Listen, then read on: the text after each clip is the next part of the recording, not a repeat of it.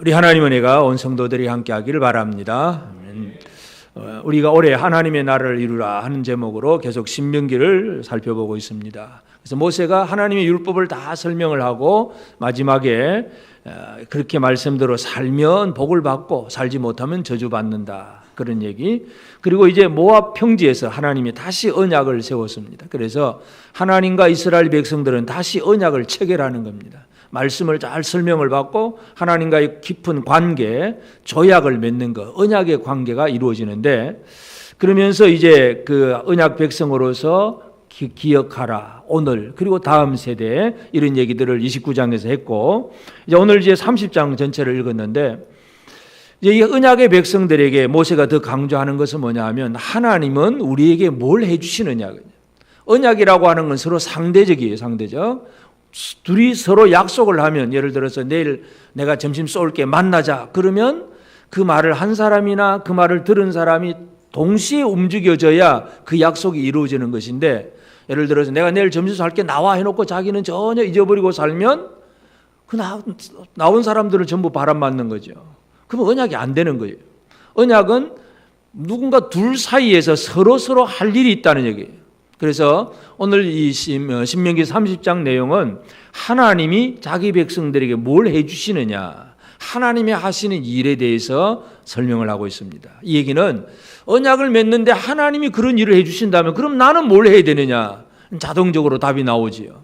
그래서 신명기 30장을 통해서 우리는 하나님이 이스라엘 언약의 백성들을 위해서 하시는 일이 뭔가를 우리가 살펴봐야 되고, 또 그 얘기는 하나님이 그렇게 하시고자 하는 건 하나님의 마음인데, 그 마음을 예수 그리스도를 통해서 우리에게 어떤 은혜를 주셨는가, 우리 다시 한번 기억하고, 그로 말미암아 우리는 언약의 백성으로서 나는 하나님 앞에 대해서 뭘 해야 될 것인가, 오늘 우리가 이 부분을 함께 생각하게 되기를 바랍니다. 그래서 이스라엘을 위하여 하신 그 일은 지금 오늘 이 시대에 저와 여러분, 우리를 위하여서 하신 일이기도 하다는 거, 그 기억을 해야 됩니다.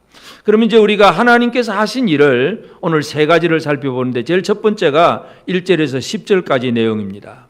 1절에서 10절까지 길게 설명을 했지만, 한마디로 하나님의 백성들이 잘못하면 벌을 받을 수 있습니다. 그러면 본토 고향에서 쫓겨나가고 포로가 되기도 하고 뭔가 벌을 받을 수도 있는데, 그를 벌을 받는 그 상태에서 회개하고 돌아오면 용서하고 회복해 주시겠다. 이것이 바로 1절에서 10절 사이의 내용입니다. 모든 죄는 하나님의 공의의 심판을 피할 수가 없습니다. 여러분이 죄 지어놓고 그냥 적당히 넘어가 버리고 있을는지 모르지만, 그 모든 죄는 하나님 앞에 심판을 받게 되어 있습니다. 하나님의 진노와 심판도 분명합니다. 그래서 하나님의 진노와 심판 속에서 이제 벌받고 매맞는 사람이 이제 돌아올 때가 있어요. 그것을 하나님이 원하시는 거예요. 하나님의 언약의 백성이 아니면 돌아오는 회개가 없습니다. 예를 들어서 사탄에게는 마지막 심판이 영원한 멸망이에요. 요한계시록 20장 10절에 보면, 또 그들을 미혹하는 마귀가 불과 유황못에 던져지니 거기는 그 짐승과 거짓 선지자도 있어 세세토록 밤낮 괴로움을 받으리라. 하나님 앞에 언약의 백성이 아닌 존재들, 마귀와 그에 속한 모든 이들은 세세토록 밤낮 괴로움을 받는 지옥의 형벌이 기다리고 있습니다. 여기는 회복이 없습니다. 어떤 사람은 하나님은 사랑의 하나님인데 지옥에 좀 던져두었다가 또 건져주실 거야, 또 그렇게 이상한 궤변을 내놓는 사람이 있습니다. 하나님은 사랑의 하나님인데 분명한 공의의 하나님이시기도 합니다. 그래서 죄를 지으면 분명히 심판하신 하나님이에요. 그래서 이스라엘이 이제 죄짓고 범죄하고 그래서 또 쫓겨나서 그렇게 고통당하다가 기억이 납니다. 기억이. 우리가 이제 잘못했구나, 하나님이 우리와 함께 하실 그때가 기억이 나거든. 1절에서 보면 이 일이 마음에서 기억이 나거든. 기억나면 하나님은 돌아오라는 얘기입니다. 그래서 돌아오면, 돌이키고 마음을 돌이켜 돌아오면 하나님께서 해주시는 것이 바로 용서와 긍휼입니다. 그래서 쫓겨난 자들이 하늘가에 있을지라도 그를 다시 모으실 것이고 다시 너를 이끌어 주실 것이다. 그리고 내 하나님 여호와께서 내 마음과 자손의 마음의 할례를 베푸시고 또 내 조상들보다 더 크게 번성하게 하실 것이고, 이게 1절부터 10절에 있는 그 내용입니다. 하나님의 마음을 우리가 읽어야 됩니다. 하나님은 언약의 백성들에게 돌아오기를 원하고 있습니다. 이사야 55장 7절에 보면 악인은 그의 길을, 불의한 자는 그의 생각을 버리고 여호와께로 돌아오라. 그리하면 그가 긍휼히 여기시리라. 우리 하나님께로 돌아오라. 그가 너그럽게 용서하시리라.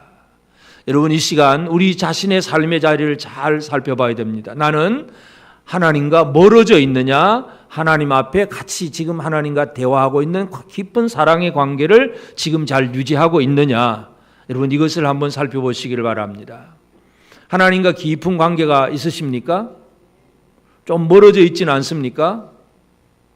멀어졌다는 얘기는 여러분 삶을 점검해 보면 알 수 있죠. 옛날에는 열심히 새벽부터 저녁까지 기도하고 예배 드리고 말씀 읽고 그냥 늘 하나님에 대해서 충만했는데 좀 하다 보니까 어느 때 바쁘다 보니까 그냥 기도 생활도 등한해지고 말씀도 점점 더 희미해지고 성경 공부하자 그래도 내 것하고 별것 한 것도 없고 그냥 주일 예배만 왔다 갔다. 이거 뭔가 가까운 거 아니에요. 하나님하고 좀 더 하나님과 깊은 관계가 있느냐, 이거 한번 살펴봐야 돼요. 돌아와야 되겠습니까? 아직 그 자리에 살아도 괜찮겠습니까? 돌아와야 되겠습니까? 내년에는 좀 이제 쉬어야지 하겠습니까? 더 열심히 해야지 하겠습니까? 좀 쉬어야지. 2018년도는 좀 쉬어야지요? 멀어지려고 애쓰면 안 돼요. 하나님은 돌아오라. 내가 너그럽게 용서해 주시리라. 게으름도 죄예요, 여러분. 꼭 살인하고 음란해야 죄만이 아니라 악하고 게으른 게으름도 죄예요. 게으름에서 돌아와야 합니다. 여러분의 사역에 있어서 열심히 하던 걸 잃어버렸다면 돌아와야 돼요. 이게 하나님이 원하시는 마음이에요. 그리하면 용서하고 회복하고 옛날 너희 조상들보다 더 복받게 해주겠다. 이게 하나님 마음이에요. 우리가 하나님의 마음을 잘 이해해야 됩니다. 그래서 하나님께서 자기 백성들을 향해서 하신 첫 번째가 뭐예요? 회복과 용서를 약속하신 것. 언약의 백성이 아닌 존재들한테는 영원토록 멸망을 당할 것이다. 이게 마귀한테 하는 얘기고, 하나님의 언약의 백성들 잘못할 수 있잖아요. 잘못하고 쓰러지고 낙심하고 게으르고 뭔가 문제가 있다가 돌아오기만 하면 품어주시고 용서해 주시고 채워주시겠다. 이게 하나님이 하시는 일이에요. 용서의 하나님. 하나님은 1절부터 10절까지 용서의 하나님을 얘기합니다. 두 번째는 이제 11절부터 14절에 보면 11절에 내가 오늘 내게 명령한 이 명령은 내게 어려운 것이 아니요 먼 것도 아니다. 내가 네게 준 이스라엘의 명령은 어렵지도 않고 멀리 있는 것도 아니다. 어려운 것. 어렵다 그러면 사람들은 아이고 나는 공부를 못해서 못합니다. 나는 머리가 둔해서 IQ가 둔해서 잘 몰라요. 나는 이제 나이가 들어서 기억력도 이제 그냥 모르겠고 그냥 건망증도 심하고 그냥 손에 들고서도 어디 있는지도 자꾸 찾으러 다니고 이제는 나는 늙어서 못해요. 모든 사람들이 그런 얘기 하잖아요. 나이가 드신 분들, 특별히 연세 드신 분들 그렇게 하십니까? 안 그러십니까? 기억력은 점점 없어지지요. 당연해요. 그런데 하나님이 말씀은 뭐냐 하면 어려운 게 아니고 멀리 있는 것도 아니다. 가깝고 쉽다. 이게 하나님 주신 말씀이에요. 하나님은 쉽게 행할 수 있는 말씀을 주시는 하나님이세요. 하나님은 우리에게 어려운 말씀을 주시지 않습니다. 성경을 읽어보면 물론 해석을 잘 하려고 하면 좀 훈련받은 성경을 잘 아는 분들의 도움이 필요하긴 합니다만 기본적으로 성경을 읽어보면 이해를 못하는 부분들은 거의 없어요. 다 읽을 수 있습니다. 다 이게 이런 거구나 하고 대충은 알 수가 있습니다. 정확한 뜻을 알려고 하면 좀 더 깊은 연구가 필요하긴 하지만 그러나 창세기부터 계시록까지 하나님은 글자로 기록해 주셔서 우리 이거 다 읽을 수 있게 하셨잖아요. 이게 이제 하나님이 주신 복이에요. 하나님은 백성들이 쉽게 행할 수 있는 말씀을 주십니다. 그리고 그 기록된 말씀, 지금 모세를 통해서 말씀을 주는데 이 기록된 말씀뿐만 아니라 그 말씀을 잘 지킬 수 있는 하나님의 영도 주시겠다고 에스겔 선지자를 통해서도 얘기 안 합니다. 에스겔 36장 27절에 보면 또 내 영을 너희 속에 두어 너희로 내 윤리를 행하게 하리니 너희가 내 규례를 지켜 행할지라. 영을 너희 속에 두어 하나님이 우리 안에 쑥 들어오셔가지고 우리가 말씀을 듣고 행하고 지킬 수 있도록 해주시겠다 이거예요. 단순히 그냥 쉬운 말씀만 준다는 얘기가 아니라 그 말씀을 듣고 믿고 행할 수 있도록 하나님의 영을 우리에게 부어주시겠다. 이게 하나님이 하시는 일이에요. 언약의 백성들에게 하나님은 하나님의 영을 부어주십니다. 그래서 그 하나님의 영, 성령으로 말미암아 우리는 이게 하나님 뜻이구나, 하나님이 이렇게 명령하셨구나 쉽게 깨달을 수가 있습니다. 하나님은 하나님의 말씀 지킬 수 있는 쉬운 말씀을 주신다는 거 기억을 해야 됩니다. 그리고 이제 15절부터 마지막 20절까지는 보라 내가 오늘 생명과 복과 사망과 화를 내 앞에 두었나니, 이스라엘에게 이제 두 가지다. 생명이냐 사망이냐, 복이냐 화냐, 둘 중에 하나를 선택해라. 이게 하나님 말씀이에요. 생명과 복과 사망과 화를 하나님이 주관하시는 하나님이에요. 사람의 생명과 복은 누구 손에 달려 있습니까? 하나님 손에 달려 있습니다. 여러분이 아무리 잘 살아보려고 애를 써도 하나님이 노하면 그냥 오늘 밤이라도 그냥 오늘 낮이라도 가는 거예요. 아무도 모르잖아요. 하나님 부르시면 가야지요. 우리의 모든 것은 하나님의 손에 달려 있습니다. 그래서 하나님은 지금 언약 백성들에게 내가 너희 앞에 두 가지를 놓겠다. 생명이냐 사망이냐, 복이냐 저주냐, 둘 중에 하나를 선택해라. 택하라. 하나님은 이스라엘에게 선택권을 주십니다. 이 선택권이라고 하는 걸 잘 이해할 필요가 있어요. 언약의 백성들은 말씀을 지켜라 하고 명령을 하긴 하지만 그러면서도 하나님은 또 선택하라고 얘기해요. 선택은 결국 하나님이 사람을 만드셨을 때에 기계로 만들지를 않습니다. 기계는 뭐냐면, 기계는 뭐예요? 입력시킨 대로 스위치만 눌리면 바로 그대로 작동을 합니다. 우리 인간이 요즘 그 인공지능을 막 개발하기 위해서 많이 애를 쓰잖아요. 그래서 막 알파고 제로 막 이렇게 막 만들어내 갑니다. 아주 대단한 기계들, 기억력에 있어서는 옛날에 모든 그 데이터들을 다 그냥 빨리 분석하고 또 뭐 어떻게 해가 정리해가지고 답을 빨리 만들어냅니다.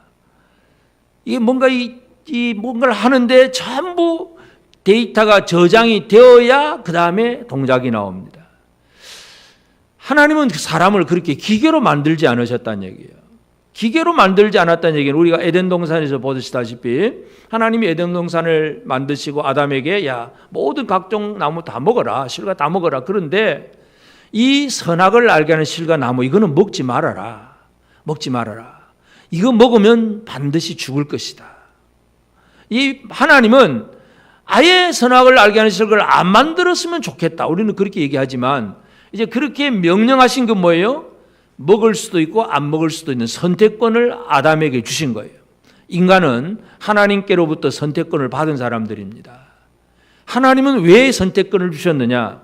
하나님은 사람들로부터 찬양과 섬김을 받으시기를 원하시는데 어떤 섬김, 어떤 찬양을 받기를 원하시느냐? 자원하는 마음, 스스로 원하는 마음으로 하나님을 섬기는 것, 그걸 받으시는 거예요. 그냥 나를 사랑해 주는 기계 만들어 놓고 그 기계가 나를 사랑하려는, 그건 진짜 아무 영혼도 없는 거잖아요. 하나님은 사람을 지으셨을 때에 스스로 선택하고 자원하는 마음을 주셨어요. 자원하는 마음으로 섬기고 자원하는 마음으로 헌신하고, 이걸 하나님이 기다리시는 거예요. 그래서 그냥 자기 백성들에게 생명만 주면 얼마나 좋겠어요? 왜 생명과 사망, 복과 저주 두 가지를 딱 동시에 놓고 선택하게 하시냐요. 하나님은 자원하는 마음을 원합니다. 하나님이 이스라엘 백성들 이끌어내고 광야에서 성막을 지을 때도 마찬가지잖아요. 출애굽기 25장 2절에 보면 이스라엘 자손에게 명령하여 내게 예물을 가져오라 하고 기쁜 마음으로 내는 자가 내게 바치는 모든 것을 너희는 받을지니라. 하나님은 백성들이 기쁜 마음으로 하나님을 섬기는 것, 그걸 원하시는 거예요. 이스라엘 백성들이 애굽에서 나올 때에 그 애굽 사람들로부터 금은 폐물을 다 받아가지고 나왔습니다. 이스라엘 사람들 치고 거지된 사람 아무도 없어요. 나오면서 뭔가 다 한 자루씩 가지고 나왔습니다. 그래 놓고 이제 성막을 지을 때에 이제 이렇게 성막을 지을 테니까 금은 보석, 뭐 홍색실, 정색실, 가늘게 꼰 배실, 그리고 뭐 이런 거 보석들 다 가져오라. 기본적으로 사람은 물질에 대한 욕심이 있잖아요. 가져오라 그러면 다 가져옵니까, 여러분? 다 가져옵니까, 안 가져옵니까? 우리 교회도 뭐 건축 헌금 좀 합시다 그러면 다 합니까, 안 합니까? 다 안 해. 기쁜 마음으로 내는 사람은 항상 소수야. 그 다음에 이제 억지로 좀 흉내내는 사람도 좀 있을 거고, 제가 잘 일일이 살펴보지 않아서 잘 모르지만, 기쁜 마음으로 하나님 앞에 나오는 사람이 있는가 하면, 그래도 내가 뭐 권사고 집사인데 안 할 수는 없고, 그냥 흉내는 내야지. 뭐 그렇게 하는 사람, 그건 하나님은 저는 몰라도 하나님은 다 알고 계시잖아요. 하나님은 기쁜 마음을 원하세요. 생명과 복, 사망과 저주를 왜 두셨느냐?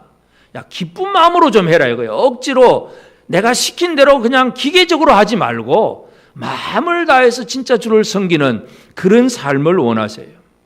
물론 우리가 사람을 훈련시킬 때는 어릴 때는 좀 율법적으로 막 아주 조직적으로 훈련시킬 때는 명령이 아주 심할 수가 있죠.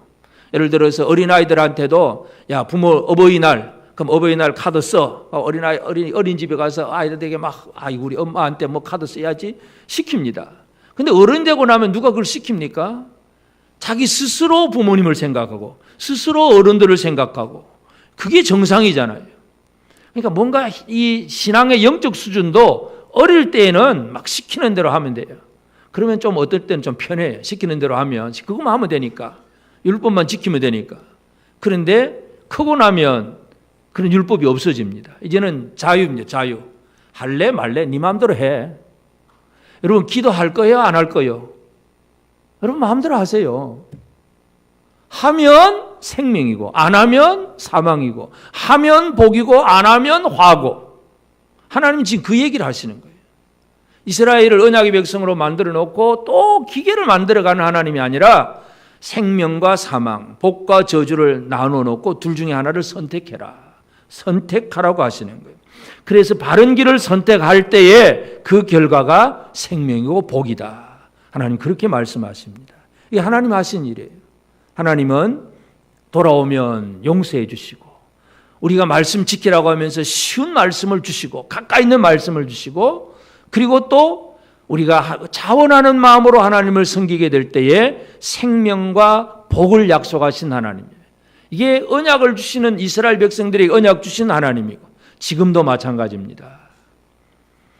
우리가 이 모세의 신명기 설교를 통해서 하나님이 하신 그 일을 우리가 발견할 수 있는데 우리가 신약 시대에 우리가 이제 예수님을 통해서 또 다시 한번 발견할 필요가 있어요.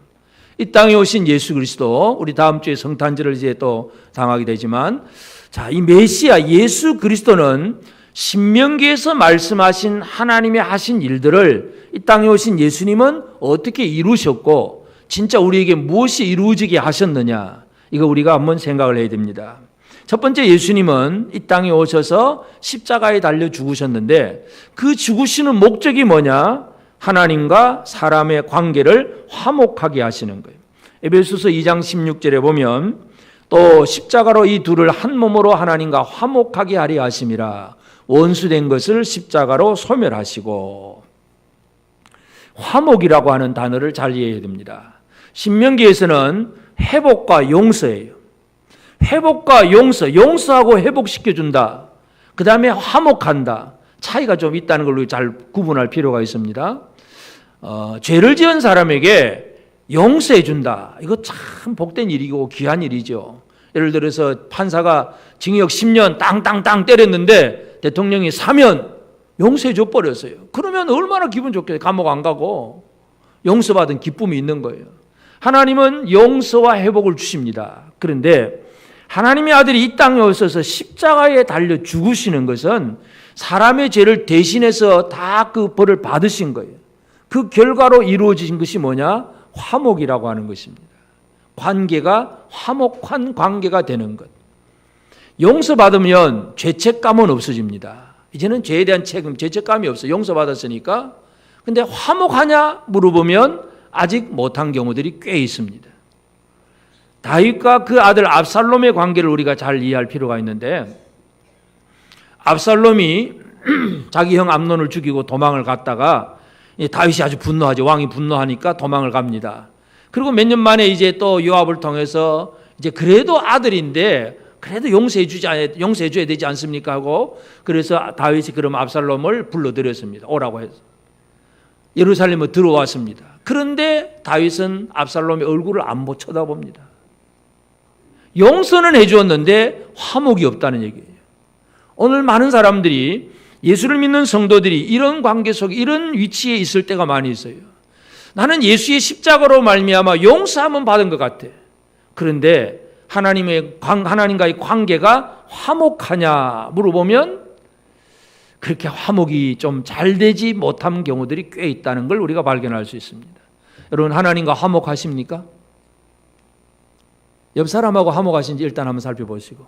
화목하십니까?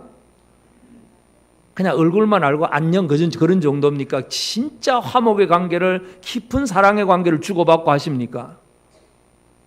화목이 이루어졌습니까? 안 이루어졌습니까? 이게 이루어져야 돼. 예수께서 십자가에 달려 죽으신 이유는 사람과 하나님 사이를 화목하게 만드는 거예요. 그냥 죄 용서 이 정도가 아니라 보다 더 차원 높은 그 하나님의 은혜, 화목의 은혜를 주시는 거예요. 예수님이 하신 일이에요. 화목이 안 이루어지니까 결국 압살롬이 어떻게 됩니까? 처음에는 그냥 아버지가 그냥 그렇게 해서 예루살렘에 오기는 왔는데, 또 왕은 이제 용서는 해줬다 그러면서 왕궁에는 오지도 마라 그러고 꼴도 보기 싫다고 네 집에 가 있으라 그러고, 그때부터 압살롬의 삶이 어떤 삶입니까? 궁중 문지기들이나 군인들, 사람들의 환심 사는 일, 사람들의 마음을 도적질 해가지고 결국은 그 사람들의 힘을 모아가지고 아버지를 대적하는 반역을 일으키잖아요. 화목이 없다 보니까 반역이 일어납니다. 예수 그리스도는 왜 십자가에 달려 죽으셨느냐? 하나님과 사람 사이를 화목하게 하십니다. 여러분, 이 은혜를 제대로 누리기를 바랍니다. 하나님과 화목하십니까? 또 아멘이 또 적다. 하나님과 화목하십니까? 예수님의 십자가 때문에 우리는 하나님과 화목의 관계를 이루어 놓았어요. 이 화평은, 화목의 관계를 잘 유지해 나가는 것, 이게 우리의 삶이고 우리의 복입니다. 또 우리는 하나님께서는 그 말씀이 멀리 바다 끝에 하늘 끝에 있는 게 아니라 가깝고 쉽다고 말씀하셨는데, 가깝다 이 말씀인데, 그럼 예수님은 어떻게 하셨느냐? 예수님은 아예 말씀이신 예수님, 말씀이 육신이 되어서 사람들 속으로 들어오셨어요. 그냥 말씀이 저 바다 끝에 하늘 끝에 있는 게 아니라 너희와 가깝다, 이게 신명기의 말씀이라면 예수님은 사람들 속으로 들어오신 거예요. 그만큼 더 가까워졌다, 더 밀접하다는 얘기죠. 하나님이 하시는 일은 히브리서 1장 1절 2절 2절에 보면 옛적의 선지자들을 통하여 여러 부분과 여러 모양으로 우리 조상들에게 말씀하신 하나님이 이 모든 날 마지막에는 아들을 통하여 우리에게 말씀하셨으니 이 아들을 만유의 상속자로 세우시고 또 그로 말미암아 모든 세계를 지으셨느니라. 하나님은 모든 선지자를 통해서 여러 모양으로 말씀하신 하나님이 마지막에는 아들을 통해서 말씀하셔요. 그럼 아들을 통해서 어떻게 말씀하시느냐? 아들이 말씀하시는 내용은 요한복음 1장 14절에 보면 말씀이 육신이 되어 우리 가운데 거하심에 우리가 그의 영광을 보니 아버지의 독생자의 영광이요 은혜와 진리가 충만하더라. 예수님 하신 일이 뭐예요? 사람들 속으로 들어와서 그 말씀이신 하나님이 사람이 되어가지고 사람들 속에서 하나님의 영광, 하나님의 은혜, 하나님의 진리를 드러내고 보여주는 일, 그 예수께서 하신 일이에요. 단순히 신명기는 말씀이 가깝다 이 정도만 얘기했지만 예수님은 아예 사람들 속으로 들어오셔서 하나님의 모든 능력과 은혜와 사랑 이런 것들을 다 보여주시잖아요. 복음서에 나타난 예수님의 모든 사역과 행적, 그 말씀들이 전부 하나님을 드러내는 거예요. 하나님이 어떤 하나님이냐?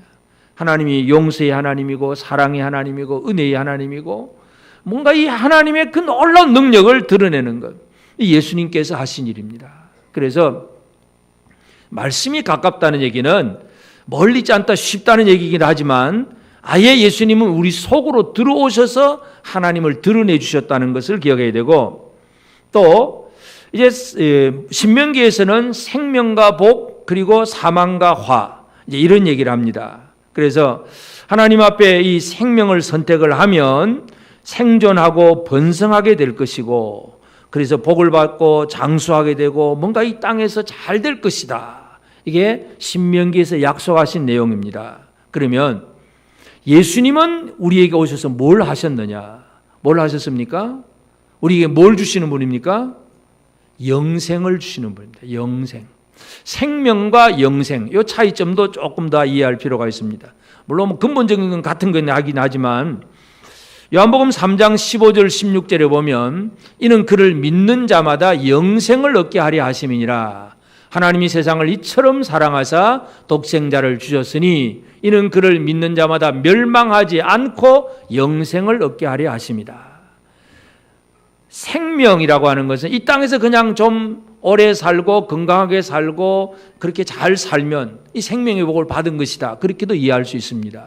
그런데 영생은 그 수준을 뛰어넘는 거죠. 영생은 멸망하지 않고 지옥에 안 가고 멸망하지 않고 하나님과의 깊은 관계 속에서 생명을 누리는 것이 바로 영생입니다. 그래서 예수님은 니고데모와 대화를 하시면서 그 니고데모에게 뭐 거듭나는 사람의 거듭나는 얘기 쭉 하시고, 그 다음에 이제 가서 모세가 광야에서 노뱀을 쳐들었던 그거 만든 거, 그 사건을 얘기합니다. 불뱀 때문에 백성들이 광야에서 불평하고 원망하고 막 죽어갈 때에 그 독사의 독에 물려 죽어가는 사람들에게 모세가 높은 장대를 세우고 그 위에 구리 노뱀을 만들어 달고 누구든지 쳐다보면 살 것이다. 참, 아니 치료 방법도 아주 간단하잖아요. 쳐다보면 산다. 근데 쳐다보려고 하니까 뭐가 필요합니까? 믿음이 필요한 거예요. 쳐다보면 산다. 그래? 내 그러면 봐야지. 믿음으로 보는 사람. 그거 구리 노뱀 쳐다본다고 뭐 사냐? 그게 뭐 나한테 약이나 좀 발라줘. 이러면 그 사람은 쳐다보지도 않을 것이고 불신이기 때문에 아무런 효력이 없습니다. 장대 위에 높이 달린 구리 노뱀, 뱀에 물린 모든 사람들은 그 뱀을 쳐다보면 살 것이다 하고 모세가 얘기를 했고 쳐다본 사람은 살았습니다. 예수님은 그 사건 얘기를 하면서 모세가 이렇게 높이 그 장대 위에다가 노뱀을 단 것처럼 인자가 높이 들릴 것이다. 내가 죽을 것이다. 그래서 나를 믿는 자는 영생을 얻게 될 것이다. 예수님은 바로 그 얘기를 하셨어요. 예수님이 하시는 일은 뭐냐? 사람에게 영생을 주시는 분입니다. 우리는 이 땅에서 구약적인 의미에서 생명과 복, 이거 받으려고 우리가 지금도 많이 애쓰고 있잖아요. 그러면 생명을 택하겠습니까? 사망을 선택하겠습니까? 당연히 생명이죠. 복을 받겠습니까? 화를 당하겠습니까? 당연히 복이죠. 이거 누구나 원하는 거예요. 이 모든 걸 원하는데 예수님이 이 땅에 오셔서 주시는 것은 바로 그 모든 것을 뛰어넘는 차원이 높은 영생을 약속한 것, 영원한 것, 영원히 하나님 앞에 사는 것, 이것을 예수께서 말씀하셨습니다. 그래서 신명기에서 하나님께서 하시는 하신 일들을 모세가 설명을 했는데, 이 땅에 오신 하나님의 아들은 제 용서보다 화목을 더 얘기하셨고, 그냥 말씀이 멀리 있지 않다 그 얘기가 아니라 아예 말씀이 사람이 되어서 우리 가운데 거하시고, 그리고 생명과 복 이 정도가 아니라 멸망하지 않는 영생에 대해서 예수님은 우리에게 모든 걸 주셨습니다. 이게 바로 하나님이 하신 일이에요. 하나님의 아들이 이 땅에 나타나셔서 하신 일입니다. 그렇다면 이제 우리는 언약을 지키신 이 하나님 앞에 내가 할 일이 뭐냐, 이제 이걸 우리가 살펴봐야 되겠죠. 여러분 할 일이 좀 기억이 되십니까? 생각이 되십니까?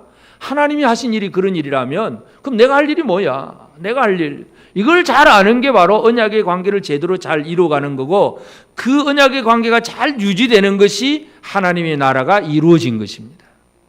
그래서 우리가 할 일은 하나님이 원하시는 대로 사는 거지요. 하나님이 원하시는 거 뭐예요? 첫 번째가 뭔가 잘못해서 벌을 받을 수 있다. 그러면 기억하고 돌아오라. 이게 하나님이 원하시는 거죠.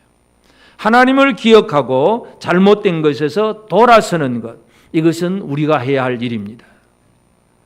하나님은 실패한 백성들이 돌아오기를 원하셨어요. 그래서 언약의 백성들이 뭔가 이 징계와 어떤 벌을 받는 과정에서 기억이 나고 이거 아니구나, 돌아가야 되겠구나 하고 돌이켜 나오는 것, 이거 하나님이 원하시는 겁니다. 지금 우리의 삶에서 하나님께로 돌아가야 될 부분이 무엇이 있는가, 여러분 스스로 깊이 여러분 마음과 삶을 한번 점검해 보시기를 바랍니다. 아까도 말씀드렸지만 하나님과의 관계가 깊은 화목의 관계가 아니라 그냥 용서받은 관계로 나 용서받았어 막 그 정도로 살 건지, 진짜 게으르지 아니하고 하나님과의 그 사랑의 좋은 관계를 잘 유지하고 살 것인지, 아직도 그게 이루어지지 않았다면 돌아와야 합니다. 돌아와야 합니다. 우리는 돌아와 그러면 저 세상 밖에 있는 죄인들이 예수 믿으러 와 그 정도 얘기밖에 생각 안 하는데, 물론 그건 당연히 돌아와야죠. 안 믿는 사람들이 믿음 안으로 당연히 돌아와야 되는데, 하나님이 원하시는 건 그보다 더한 거죠. 자녀이긴 한데 하루 종일 부모와의 관계가 깊은 관계가 없이 밖에서 친구들하고 노느라고 빙빙 돌아다니다가 밤늦도록 부모는 자녀가 돌아오기를 기다리는데 밤늦도록 집에 들어오지도 않고 그냥 밖에서 친구 집에서 잡니다 그러고 그냥 외박해버리고, 그러면 부모와 자녀의 화목의 관계가 문제가 생기잖아요. 우리가 하나님과 지금 관계가 그렇지 않는가 한번 생각을 해봐야 합니다. 돌아와야 합니다. 어디로 돌아와야 될까요? 하나님 앞에서 하나님과 깊은 사랑의 관계를 누리는 그 자리까지 돌아와야 돼요. 탕자가 아버지께로 돌아오는 거예요. 그처럼 돌아와야 돼요. 돌아오려면 제일 중요한 게 뭐냐? 기억해야 됩니다. 기억. 오늘 30장 그 1절에서도 이 일이 마음에서 기억이 나거든 그랬는데, 기억나야 돼요. 생각을 해야 돼요. 생각이 없으면 돌아올 게 없어요. 여러분 생각하면서 합시다. 하나님 앞에 내가 진짜 은혜로 살던 그때가 어떤 때였는가. 탕자가 기억해낸 게 뭐예요? 누가복음 15장 17절에 보면 이에 스스로 돌이켜 이르되 내 아버지에게는 양식이 풍족한 품꾼이 얼마나 많은가. 나는 여기서 줄여 죽는구나. 아버지 집에는 풍족한 품꾼이 얼마나 많은가. 나는 여기서 줄여 죽는구나. 아버지 집에 아들로 풍족한 거 그건 아예 기억조차도 못합니다. 그냥 품꾼도 아버지 집에서는 양식이 풍족한 품꾼이 얼마나 많으냐. 자기는 지금 남의 그 돼지 치는 사람 와가지고 돼지 치면서 지업열비 먹고 있거든요. 품꾼인데 막 다 망해가지고 품꾼이에요. 그러니까 품꾼으로라도 좀 배만 불렀으면 좋겠는데 그것도 아니고, 그냥 아버지 집에는, 옛날 우리 아버지 집에는 그 종들도 전부 풍족하게 살았는데 나는 왜 이런가. 나는 줄여 죽는구나. 기억이 나니까 돌아오는 겁니다. 기억하시기를 바랍니다. 우리의 믿음 생활 생각하며 살아야 됩니다. 옆 사람에게 얘기합시다. 우리 생각 좀 하면서 합시다. 뭘 생각해야 될까요? 하나님 아버지 앞에 살던 그날, 그 장소, 그때 그것이 얼마나 좋았는가를 좀 생각하며 삽시다. 생각하고 내가 떨어져 있다 싶으면 빨리 회개하고 돌이키는 것, 이게 우리가 해야 할 일입니다. 날마다 우리 자신을 돌아보면서 내가 잘못된 죄, 물론 죄를 범한 것도 잘못이기도 하고 아까 말한 대로 열심히 하지 않은 나태하고 게으른 것도 죄이고, 이 모든 것에서 돌아서야 됩니다. 하나님은 지금도 저와 여러분들을 바라보면서 돌아오라고 말씀하십니다. 돌아오십시다. 돌아와야 합니다. 그냥 대충 살지 말고 좀 하나님께로 돌아오는 삶이 우리에게 꼭 필요합니다. 회복되어지기를 바랍니다.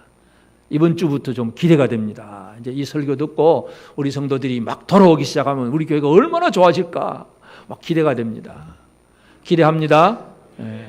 어떤 사람은 사역을 안 하는 사람은 사역을 하게 될 것이고, 새벽기도 빼먹은 사람은 새벽기도 하게 될 것이고, 막 뒤로 막 나태하게 하던 사람은 더 열심을 낼 것이고, 그게 돌아온 거예요. 돌아오면 생각만 돌아온 것이 아니라 삶으로 돌아오는 게 중요합니다.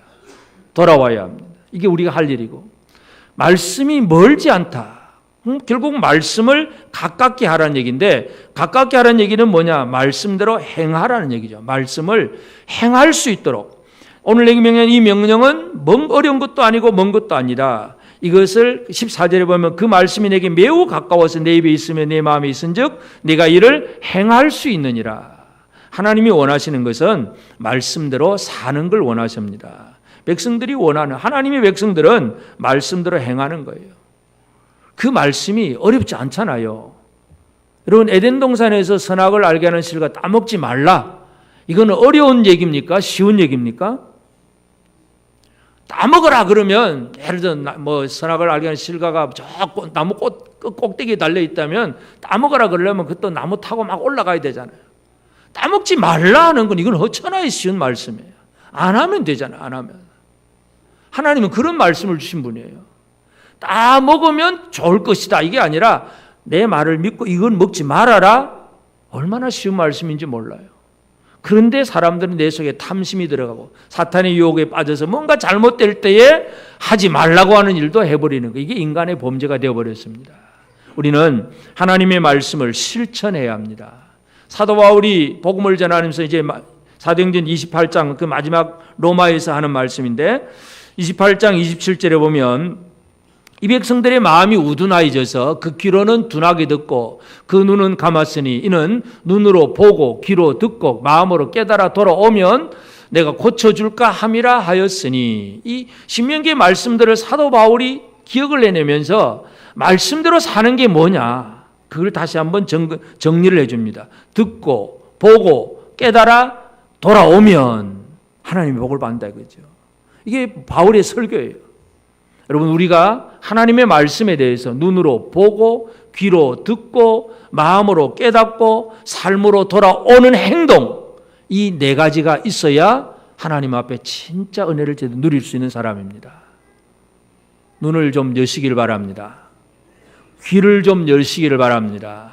마음으로 깨달아지는 사람이 되기를 바랍니다.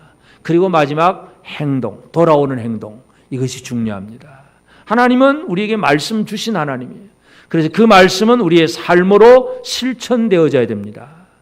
그리고 마지막으로 이제 우리는 이 생명과 사망, 복과 저주, 이 두 가지가 나누어져 있을 때에 이것을 선택하라 그래요. 선택하라.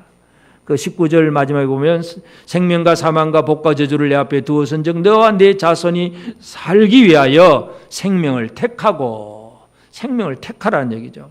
그러면 생명을 택한다는 것은 어떻게 하는 것이 택하는 것이냐? 20절에 보면 네 하나님 여호와를 사랑하고 그의 말씀을 청종하며 또 그를 의지하라. 그는 내 생명이시요 내 장수이시니. 하나님을 택하는 게 뭐예요? 하나님을 사랑하는 것. 생명을 선택한다. 이 선택은 머릿속에 생각만 하는 거예요. 이게 좋으냐 저게 좋으냐 생각만 하는 건데, 이 진정한 선택은 생각만 하는 것이 아니라 하나님을 사랑하는 일을 하는 것입니다. 하나님을 사랑해야 합니다. 예수님이 베드로에게, 부활하신 예수님 마지막 베드로에게 질문이 뭐예요? 네가 나를 사랑하느냐? 사랑하느냐? 사랑하느냐? 이 질문만 하고 계세요. 하나님 사랑하십니까, 여러분? 예수를 사랑하십니까? 사랑하는 것에서 하나님과 함께하고 그 말씀대로 살고, 그것이 바로 생명이에요. 이 율법의 모든 요약이 십계명이잖아요. 그런데 십계명을 예수님이 한마디로 또 요약을 합니다. 하나님을 사랑하고 이웃을 사랑하고. 한마디로 사랑하라는 얘기, 사랑. 이게 바로 말씀대로 사는 것, 생명을 선택하는 것입니다. 그런데도 여전히 하나님 사랑하기보다 세상이 더 사랑스럽고 형제를 사랑하기보다 내 자신만 더 욕심을 채우는 그런 사랑 없는 삶은 뭐냐? 그게 바로 저주를 선택한 거예요. 그게 무서운 일입니다. 기분 나빠서 그런다. 기분 나빠서 분노하고 막 형제를 저주했다. 혈기가 났다. 그건 혈기 나서 그렇게 막 말하고 행동하는 것은 화를 선택한 거예요. 그건 자기가 잘못 선택한 거. 그런 어려움 속에서도 하나님을 사랑하고 형제를 사랑하는 사랑으로 선택하게 될 때에 그것이 바로 생명을 선택한 것입니다. 생명을 선택하게 되길 바랍니다. 여러분, 복 받기를 원하십니까? 복을 받기를 원하십니까? 뭐 하라고요? 하나님 사랑하라. 하나님 사랑하라, 그거예요. 해답이 그거예요. 하나님 사랑하라. 그게 생명이고 그것이 복이다. 그 얘기를 하고 있습니다. 오늘 우리는 언약의 하나님, 우리를 위해서 하신 일은 우리가 잘못되면 돌아오면 용서까지 다 해주세요. 그리고 우리가 지킬 말씀도 주시고 우리가 누릴 생명까지도 다 준비해 놓으신 하나님이세요. 우리가 할 일은 뭐예요? 돌아오라. 돌아오라. 말씀대로 행하라. 하나님을 사랑하라. 그러면 결과가 생명이고 복입니다. 옆 사람에게 한번 격려합시다. 하나님을 뜨겁게 한번 사랑해 봅시다. 구구책 읽듯이 하지 말고 진짜 하나님 우리 뜨겁게 한번 사랑해 봅시다. 뭐 서로 한번 격려하고 건면을 한번 하십시다. 한 번 더 시작. 기대합니다.